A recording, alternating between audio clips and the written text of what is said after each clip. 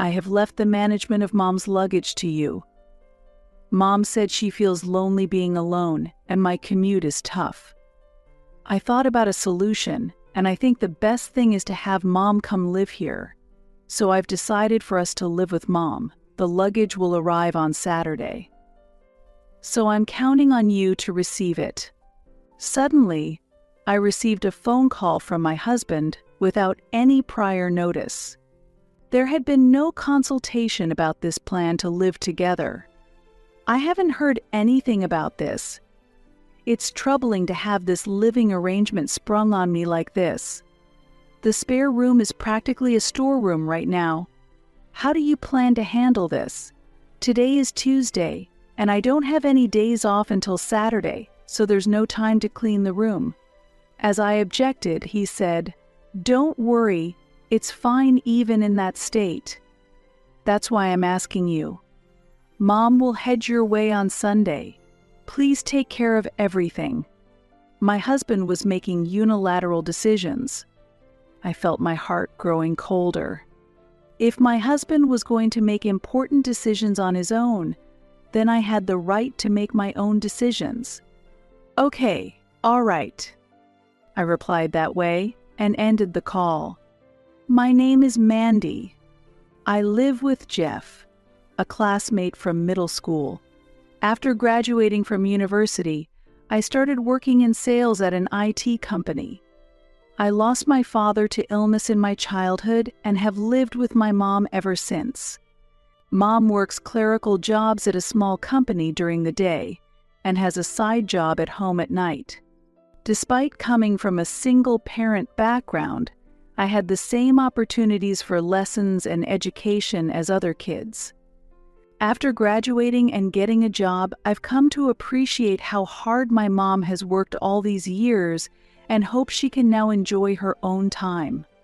In my sales job at an IT company, technical knowledge and sales skills are required, as well as building trust with clients.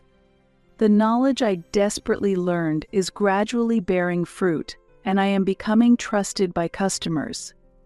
Currently, I am consistently among the top performers in sales. Since performance directly affects salary, I also feel a sense of accomplishment in my work. There are days so busy I hardly have time for lunch, but the effort ties directly to results, keeping me motivated. Reuniting with my husband was just a moment in my busy daily life. That afternoon, as I had a client visit planned, I was enjoying a cafe au lait in the park. As I watched children play and sat on a bench, enjoying a peaceful moment, someone suddenly addressed me. "Excuse me, are you Mandy?" "I'm sorry if I'm mistaken." He spoke as if he knew me, but I couldn't recall immediately. "Yes, that's me." Worried that not remembering his name might be rude, I answered vaguely, "You really haven't changed at all."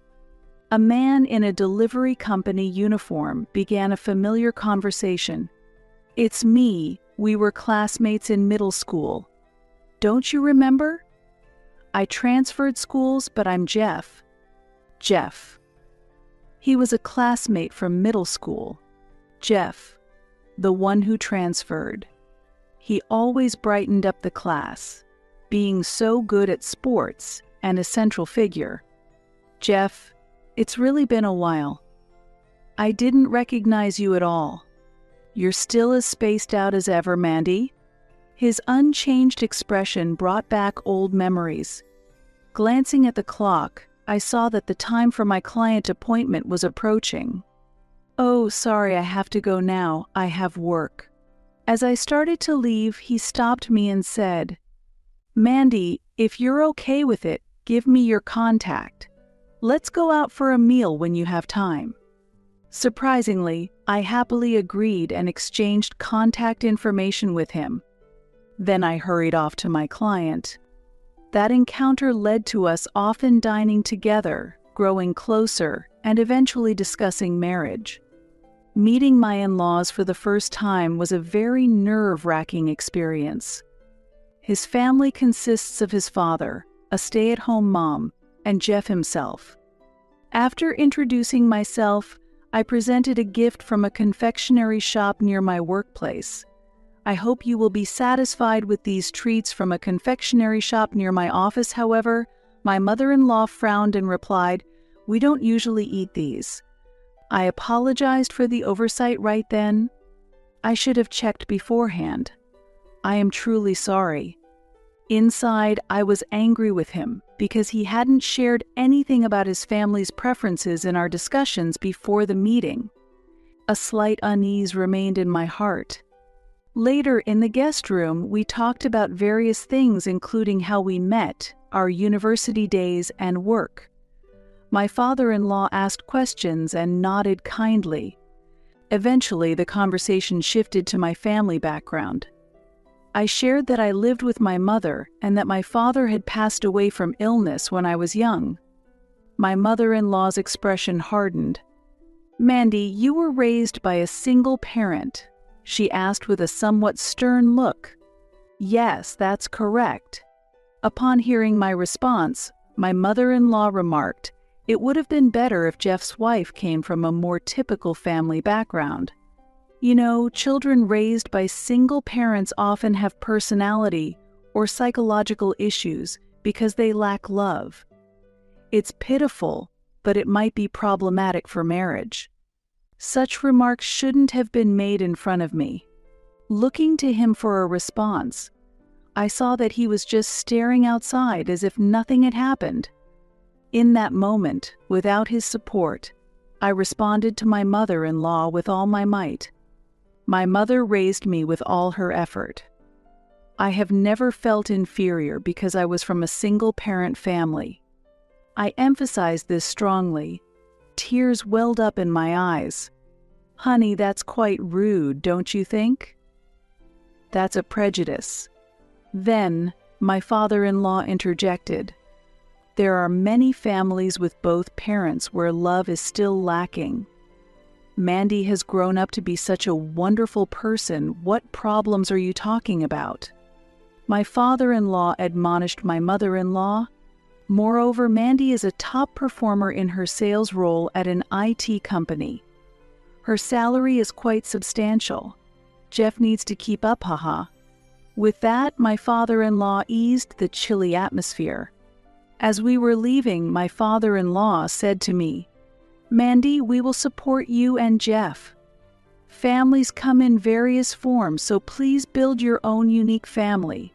Feel free to come to us anytime you need to talk." His words were incredibly comforting.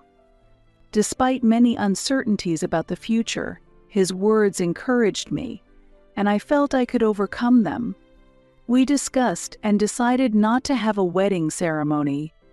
Instead, we planned a meal together with my in-laws, my mother, and my husband and me, 5 people in total. My father-in-law and my mother enjoyed a pleasant time throughout the meal. My mother-in-law, who had hardly greeted me properly, said during the meal, "To be honest, I would have preferred Jeff's spouse to come from a typical family, not a single-parent home." She added, "Children from single-parent families often cling to money due to a lack of financial ease."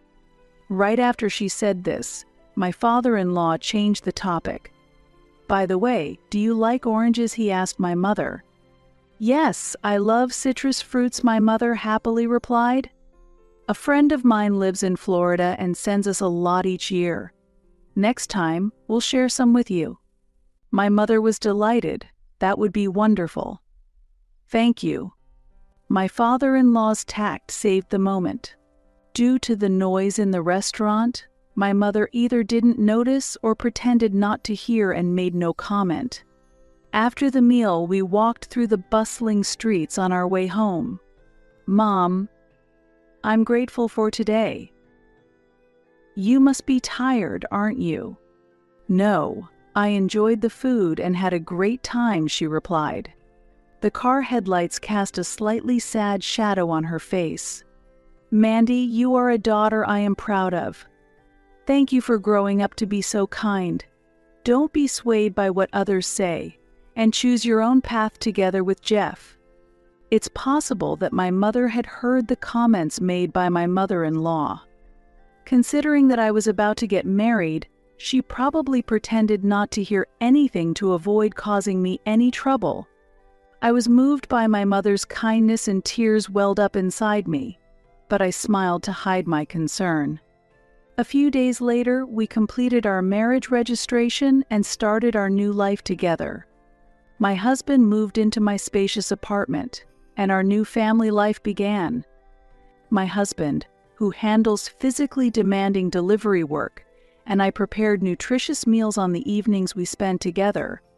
As our days became busier and I had to work overtime more frequently, leaving no time to prepare dinner, my husband naturally began to take on the task of cooking. He often took care of house cleaning and laundry before I got home. We had not set specific roles, so things just progressed in this way. I felt a deep sense of happiness with how things were going. I never imagined Jeff would support our home so much. I'm truly grateful. With this, we'll be fine even if we have kids. When I mentioned this, my husband laughed and responded, "When you get into it, it's surprisingly fun. Maybe it's about time I start learning about child rearing too." His reliable attitude gave me a sense of security. I felt this was the life we were building together, remembering my father-in-law's words. On weekends, my husband often went to his parents' home for meals because it makes my mother happy, and he would ask me to arrange the ingredients.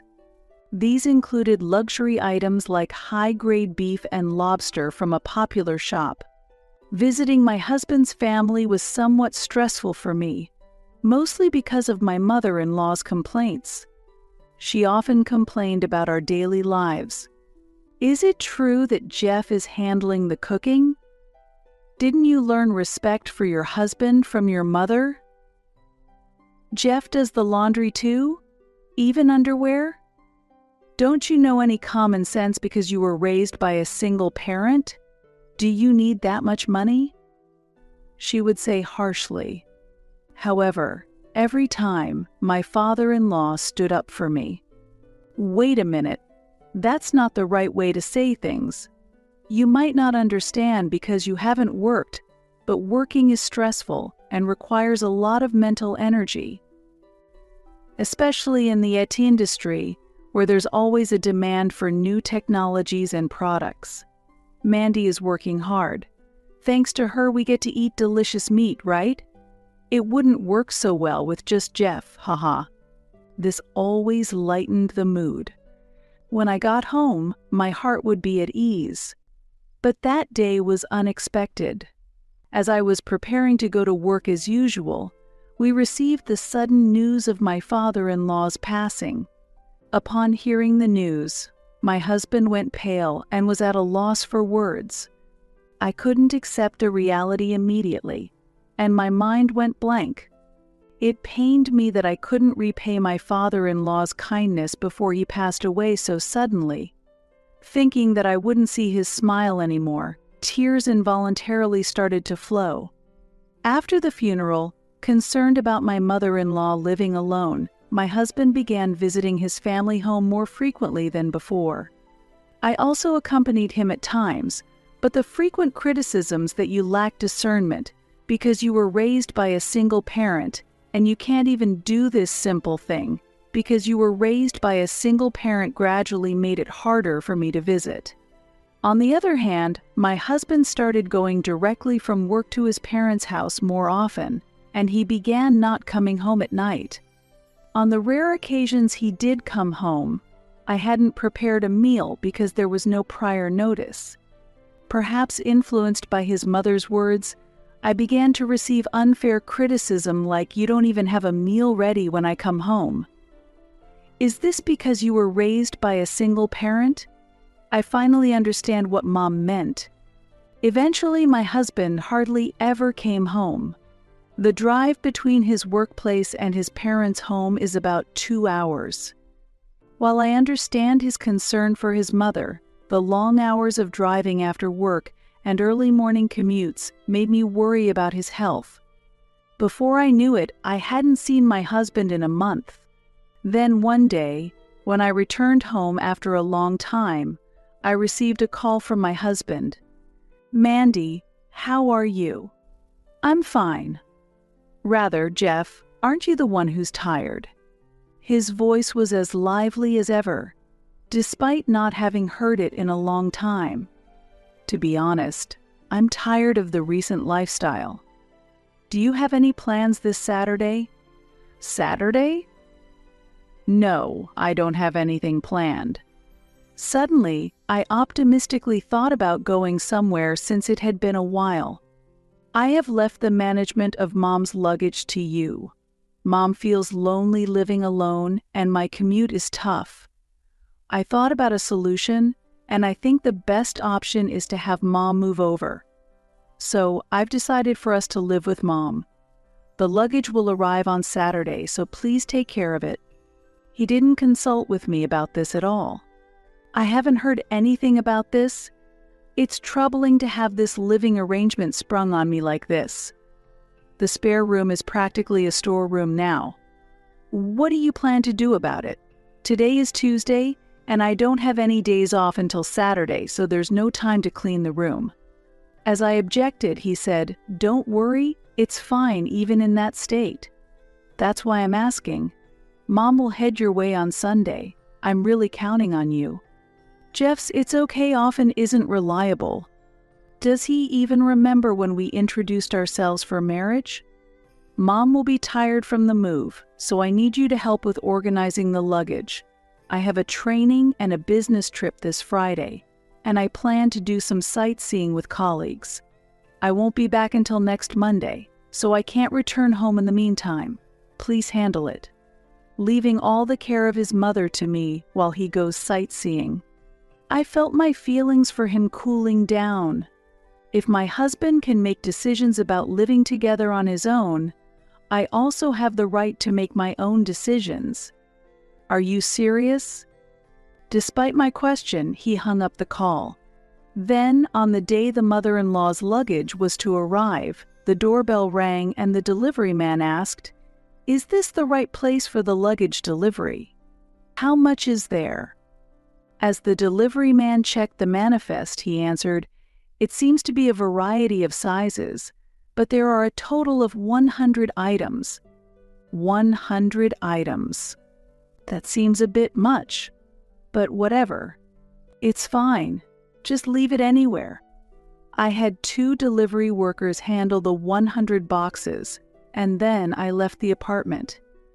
While I was out walking, I received a call from my husband. "Mandy, has Mom's luggage arrived?" "Yes, there are 100 pieces. They're already in the room." The situation was extremely frustrating. It's always about his mother.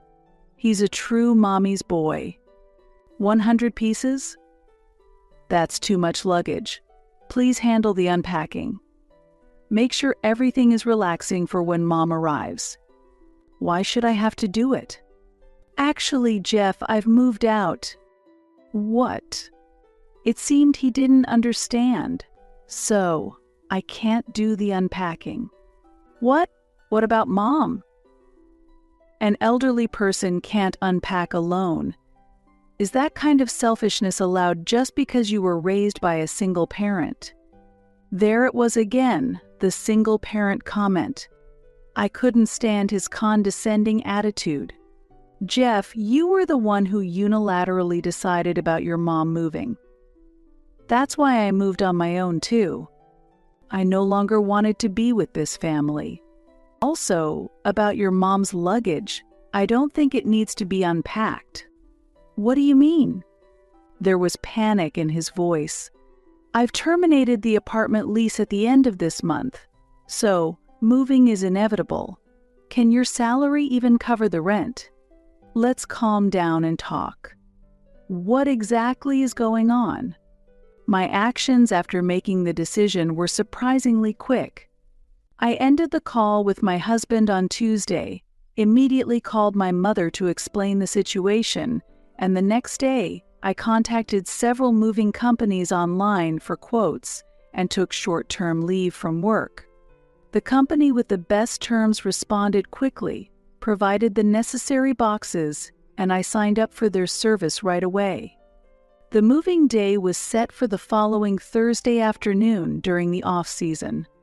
I started packing immediately, discarding unnecessary items from the room I had lived in for years. I packed all night and, after a short rest, resumed work at dawn. I managed to finish everything by the morning of the moving day. The rest of the work was left to the movers. The next day, I contacted the real estate office to complete the apartment vacating process. When I explained these past few days' actions to my husband, he was so shocked that he couldn't say anything. I seized the opportunity to continue speaking. Actually, I'm on my way back to my parents' house. The only things left in the apartment are your personal belongings you brought at the time of our marriage and the 100 boxes. The newly arrived boxes haven't even been opened yet. So they can be returned as they are. I can no longer tolerate your excessive dependency on your mother. If you think a woman raised by a single parent is unsuitable as a wife, let's divorce as you wish. Please contact me through a lawyer for future matters. I'm about to board the train. So goodbye. My husband was shouting something on the other end of the phone, but I didn't care and ended the call. When I safely arrived at my parents' house, my mother welcomed me warmly. The next day, while enjoying a late breakfast with my mother, the doorbell rang. With a sense of dread, I answered it, and my husband pleaded, "Mandy, it was us who were wrong. Please hear us out." My husband continued knocking on the door forcefully.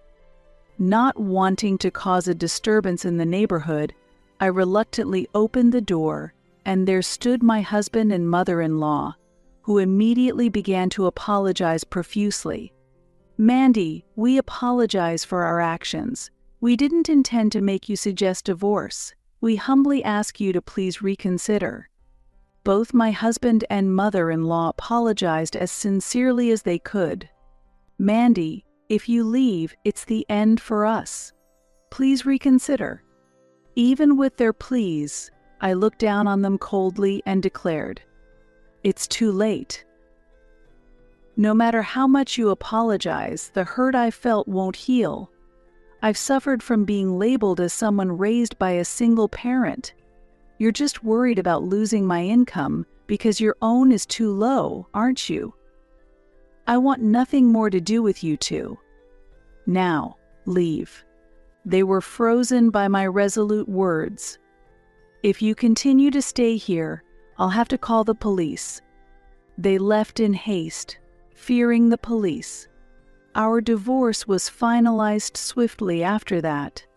According to my lawyer, my ex-husband made an inadvertent slip of the tongue during a training session at work, which caused a significant rift with his supervisor and ultimately led to his job loss. His continued inappropriate comments about his boss's family background directly caused his dismissal. He was very reluctant about the divorce while unemployed, but when I hinted at paying compensation, he grudgingly agreed.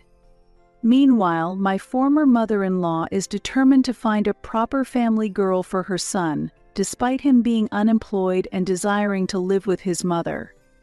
Realistically, few women find an unemployed man living with his mother appealing.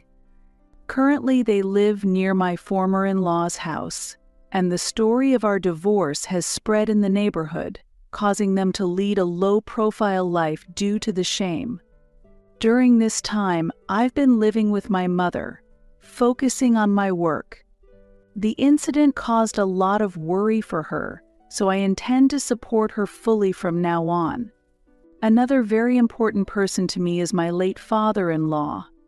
On the anniversary of his death, I visit his grave with coffee, his favorite drink during his lifetime.